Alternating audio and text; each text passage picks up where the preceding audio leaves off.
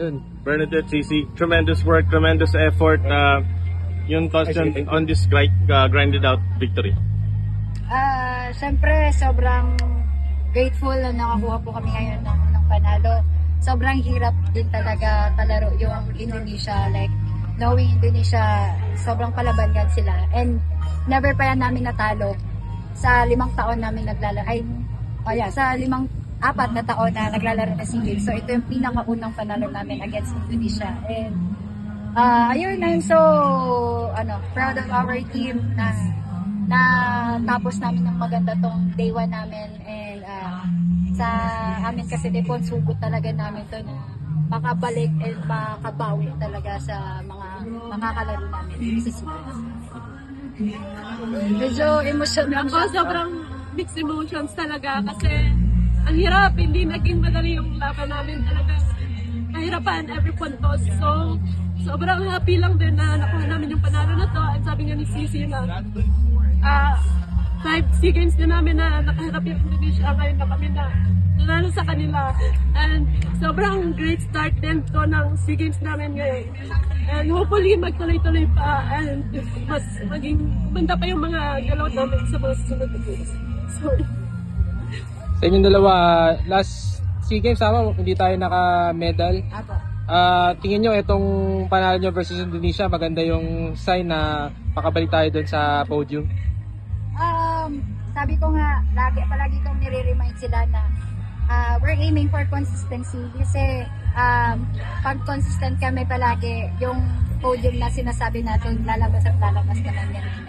Alam ko naman na ilalaban din namin tong SEA Games na to, lalong-lalo na kakabalik lang namin ngayon. And ayun, one game at a time and every game is a championship game for us.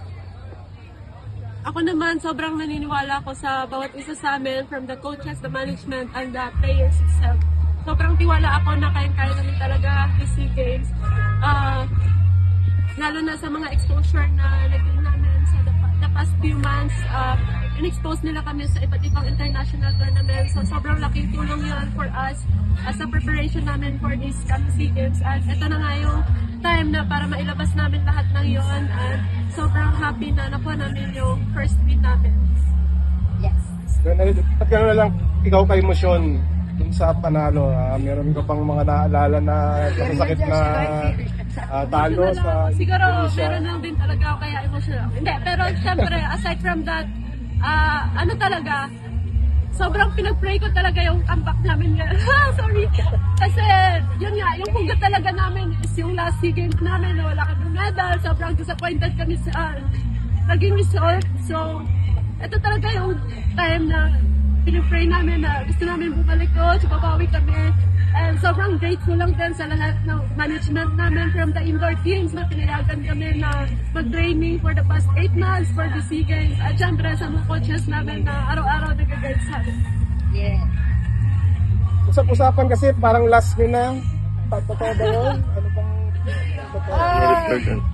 Hindi pa namin pinag-uusapan yan. Actually, may sa mga tao na. Kami naman ni Pons, hanggat kaya namin maglaro. And super special talaga sa amin itong beach volleyball. Lalong-lalo na pag naladala natin yung bandera natin.